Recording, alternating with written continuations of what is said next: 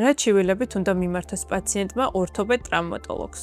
ორთოპედ ტრავმატოლოგს პაციენტმა უნდა მიმართოს პირველ რიგში ტრამვის მიღების შემთხვევაში და ასევე საყრდენ-მამოძრავებელი სისტემის სხვა პრობლემების და ფუნქციის მოშლის შემთხვევაში.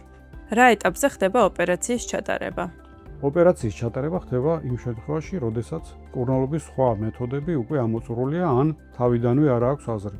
როგორ ტარდება მენჯბარძაღის სახსრის ენდოპროთეზირება? მენჯბარძაღის სახსრის ენდოპროთეზირება ითვალისწინებს დაზიანებული სახსრის ჩანაცვლებას თანამედროვე ხელოვნური სახსრით. ოპერაცია ტარდება ღია წესით, რაც უზრუნველყოფს სახსართან სრულფასოვან მიდგომას და პროტეზის ზუსტად განთავსებას. ეს კი ოპერაციის წარმატების, პოსტოპერაციული გართულებების რისკის შემცირების და პროტეზის ხანგრძლივი ფუნქციონირების მთავარი წინაპირობაა. როგორ მიმდინარეობს რეაბილიტაცია?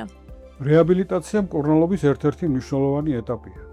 პაციენტი, როგორც წესი, ოპერაციიდან მალევე იწყებს მოძრაობებს. სწორად დაგეგმილი რეაბილიტაცია ხელს უწყობს დამოუკიდებლად გადაადგილებას, სწრაფ აღდგენას და ყოველდღიურ აქტივობებთან დაბრუნებას.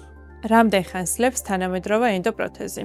თანამედროვე მაღალი ხარისხის ენდოპროთეზები გამოირჩევიან ძვალთან ფიქსაციის და ქსოვილებთან ადაპტაციის კარგი თვისებებით და საერთაშორისო სტატისტიკიდან გამომდინარე, ისინი ხანგრძლივად წარმატებით ფუნქციონირებენ.